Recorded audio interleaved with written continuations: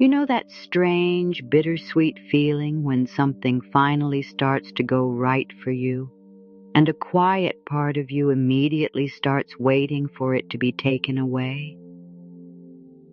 Maybe it's a relationship that feels kinder than anything you've known, a job opportunity that seems almost too aligned, or even a day where your body feels lighter than usual, and instead of relaxing, you catch yourself bracing.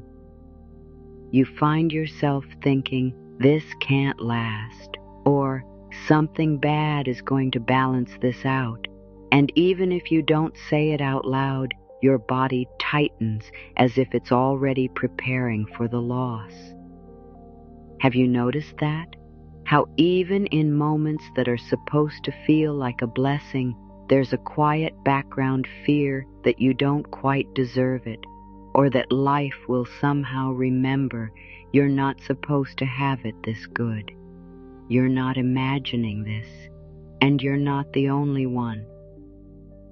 There are so many souls walking around with hearts that long deeply for love, abundance, peace, and ease, while at the same time carrying an invisible rule inside: I am allowed only so much good. You might recognize it in the way you downplay your wins, shrug off compliments, feel guilty when you rest, or immediately look for what still needs fixing the moment something goes well. And then, when things fall apart or goodness slips away, a familiar thought creeps in. Of course, that's more like it. This is what I'm used to. This hasn't been an easy way to live. I see that. For years, you've had to be strong, resourceful, the one who endures, the one who copes, the one who figures things out when they fall apart.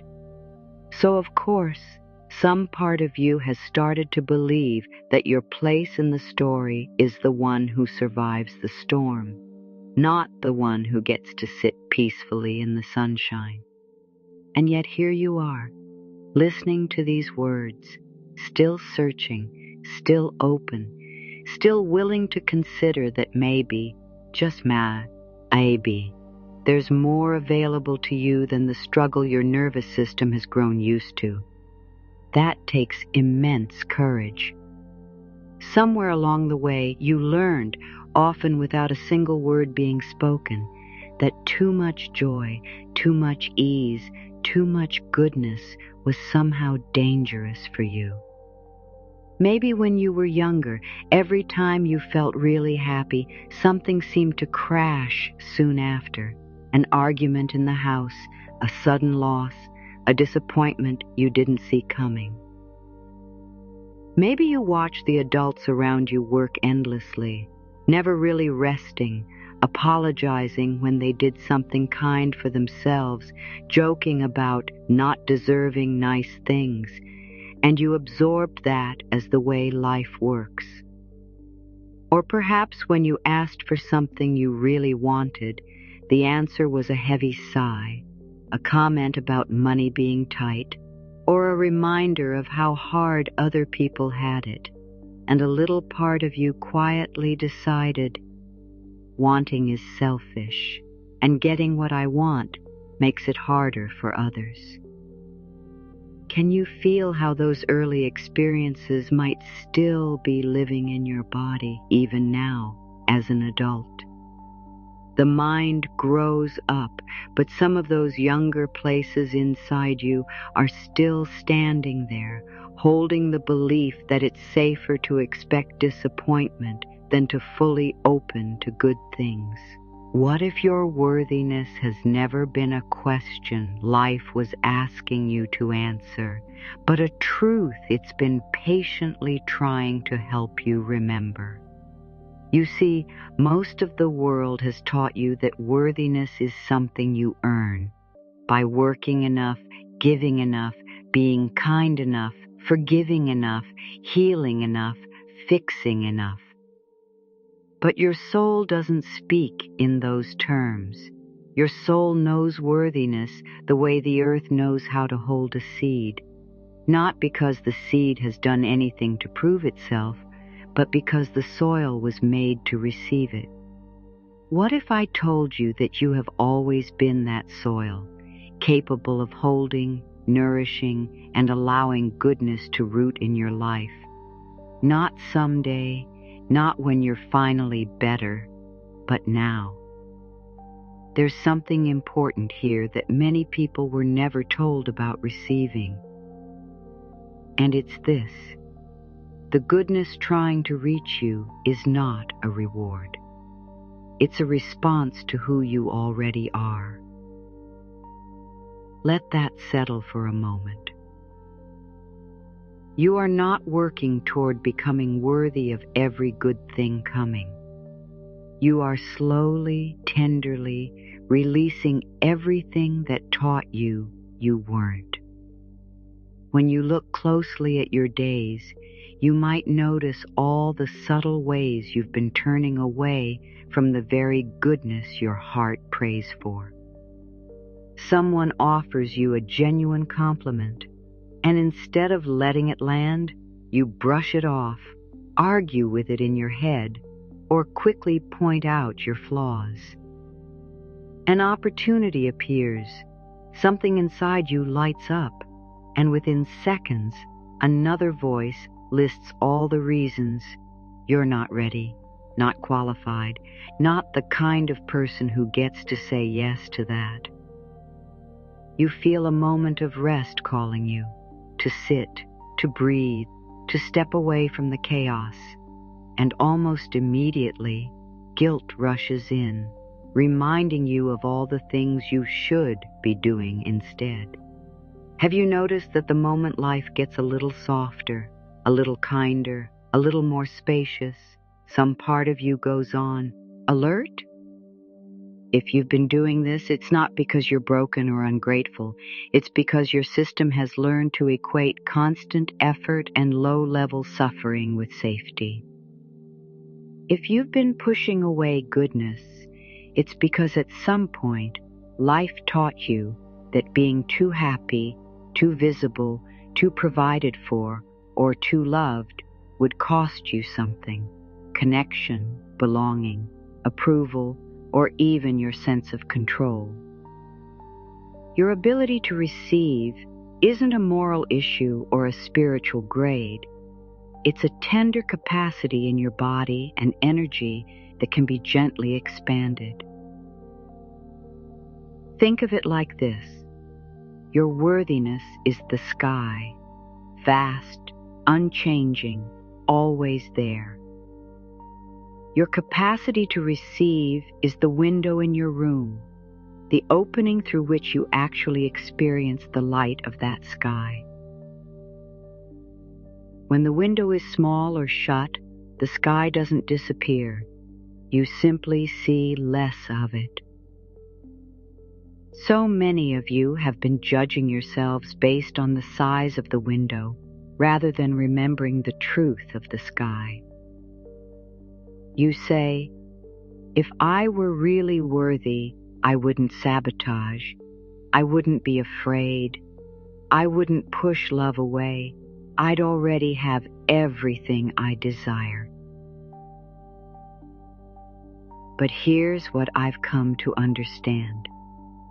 If you've been sabotaging, hesitating, or shrinking away from the good, it's because some very wise, protective part of you believes it's keeping you safe. If you've been losing good things or not trusting them, it's because your body learned that the crash after joy hurts more than not letting joy fully in at all. So when the good thing appears, love, opportunity, kindness, your protector shows up and says, we can't handle this. It's too much. Let's find a way to back away before it's ripped from us. Take a gentle breath with me here. Notice how your body feels as you hear these words.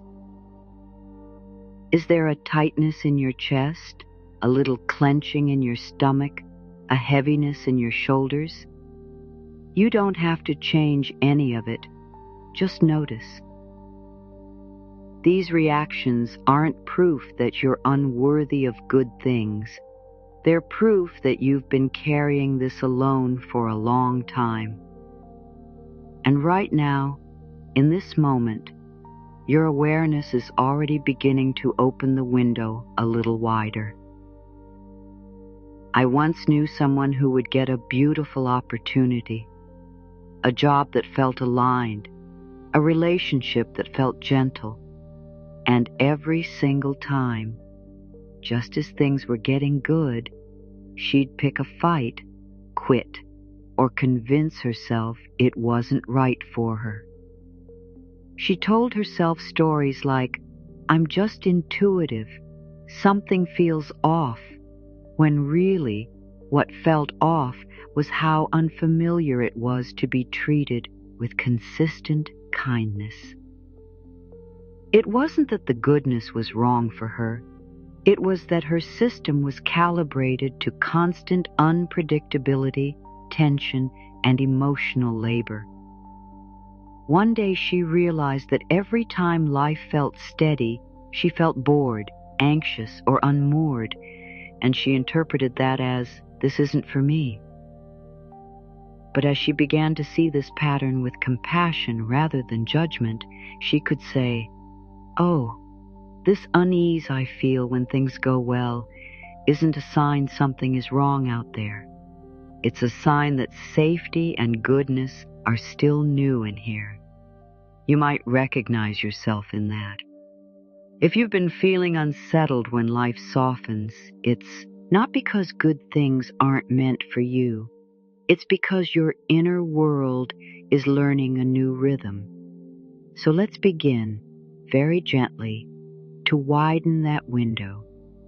Not with force, not with "I must be positive," not with pretending you don't feel what you feel, but with small, consistent invitations to your nervous system that say, "It's getting safer to receive." When someone offers you a compliment, instead of immediately deflecting it, what if you took one soft breath and simply said, "Thank you," and allowed a tiny part of you to imagine that maybe they mean it? When a small piece of good news arrives, a delayed payment comes through, a friend reaches out, you find something you thought you'd lost, can you pause for an extra 2 seconds and whisper to yourself, "I am allowed to have this"? These may seem like small things, but your body listens to the words you speak and the pauses you take. Every time you let a drop of goodness land, you are sending a new message inward. We survived this. We can stay here. It's safe enough to let a little more in. You are worthy of every good thing coming, not because you've checked every box or healed every wound, but because your very existence is an expression of life's desire to experience and expand through you. Somewhere deep inside, you've always known this. Think of the times you've watched someone you love suffer and thought, "They deserve better. They deserve so much good." You didn't weigh their worthiness on a scale of perfection. You felt it in your bones. Your heart already knows that worthiness isn't earned. It recognizes innocence, effort, tenderness, and the simple sacredness of being alive. So when you insist that you, uniquely, are the one exception to this truth, you're not being humble. You're forgetting that you, too, are someone your own heart is meant to include.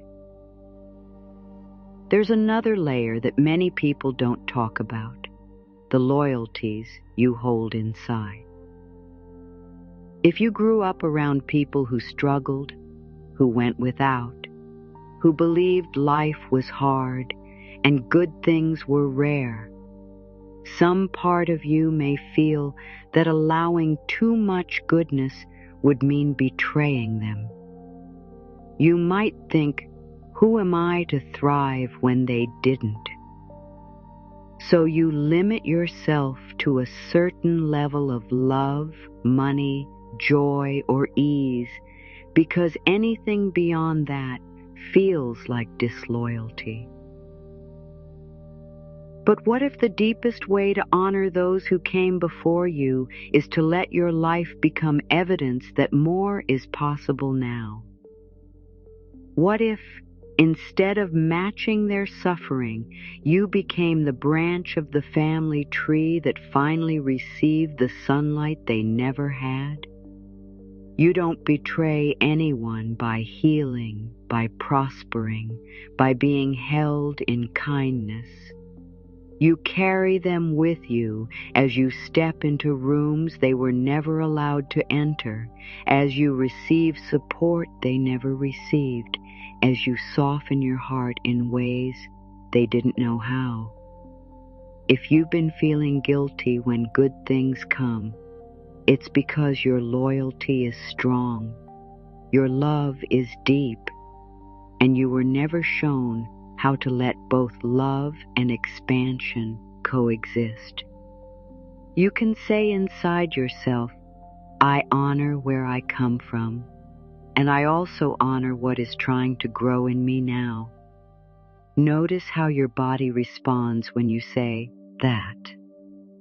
You might feel warmth in your chest, or tears behind your eyes, or maybe even resistance. That's okay. You are meeting a place within you that has been holding on very tightly for a long time. Now I want to return to something I hinted at earlier, that there is something happening in those moments when goodness approaches that changes everything when you see it clearly. In those split seconds, when a good thing is coming towards you, a kind word, a new opportunity, a tender touch, you are not just experiencing life, you are making an internal choice about who you believe you are. If your old belief says, I am the one who copes, not the one who receives, your body will move to protect that identity, even if it hurts you. But when you begin to softly, repeatedly affirm, I am someone who is learning to receive, I am someone who is allowed to be supported, the choice starts to shift. You don't have to feel worthy all at once. You only have to be willing in those tiny moments to lean a little more toward yes than no. So let's bring this down into the small, holy moments of your life, where you can begin to show yourself that it's safe to let even a little more goodness stay.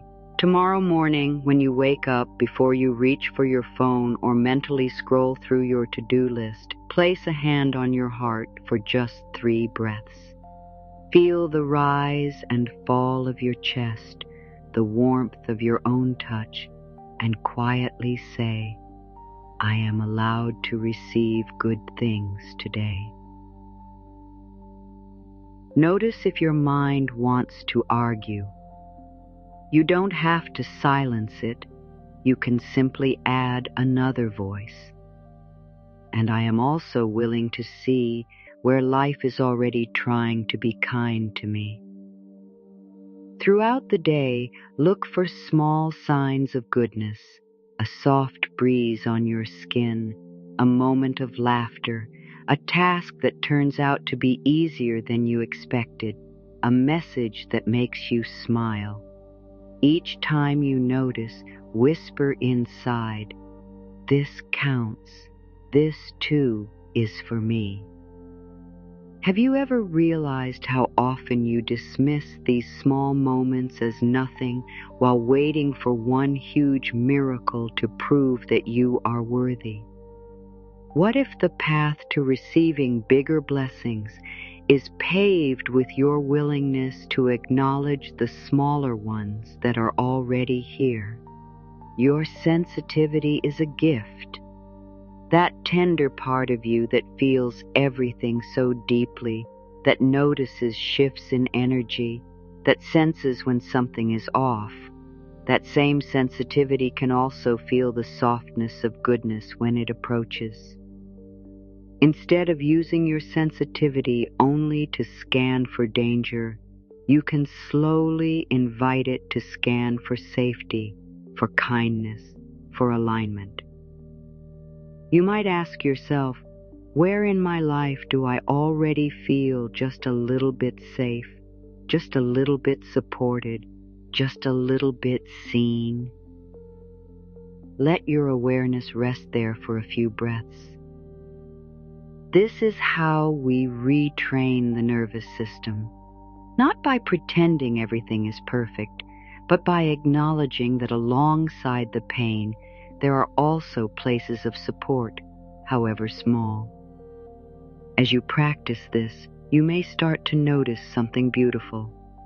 The more you allow yourself to receive, the more generous you naturally become, from overflow and not from depletion.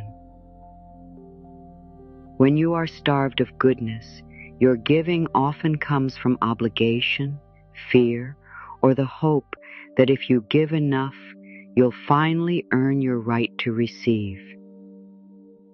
But when you begin to let goodness land in you, your giving becomes an extension of that fullness, a natural river flowing from a well that is actually being replenished. Have you noticed how different it feels to give when you are exhausted versus when you feel nourished and cared for?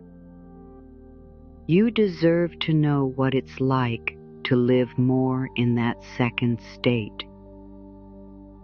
In the coming days, you might start to recognize your old pattern as it shows up, the urge to downplay a compliment, the impulse to say no to help, the instinct to choose the more difficult path because it feels familiar. Instead of judging yourself, you can gently say, "Ah, there you are, old friend. Thank you for trying to keep me safe. But today, we're going to try something different." Perhaps you say yes to a small offer of help. Perhaps you let yourself rest for 10 more minutes without apologizing to anyone in your mind. Perhaps you allow yourself to feel excited about something good without immediately imagining everything that could go wrong. These are not small things. These are quiet revolutions inside your being. And as you sit here, breathing and listening, you might sense that the good things coming toward you are not a test you have to pass, but a loving answer to who you already are. You are not being evaluated. You are being met. Met by experiences, people, opportunities, and moments that match the truth your soul has always held. I am part of this universe, not separate from its abundance. Life is not standing over you with a checklist, deciding if you've healed enough, worked enough, forgiven enough to finally deserve a little goodness. Goodness is woven into the fabric of existence, arriving again and again like the sunrise, even on mornings when you feel you don't deserve the light. Picture this for a moment, a field in early spring. The soil is dark, soft, and trembling with quiet potential. Seeds lie hidden beneath the surface, not straining, not striving, just resting in the truth of what they already are. They do not earn the rain. They do not prove themselves to the sun. They simply allow themselves to be met by what was always meant to reach them. You are that field. The good things coming into your life are not favors you have to win. They are the rain and the sunlight that recognize the seed of who you already are. You are worthy of every good thing coming. Not because you'll never make another mistake, not because you'll never feel afraid again, not because you've finally become some perfected version of yourself.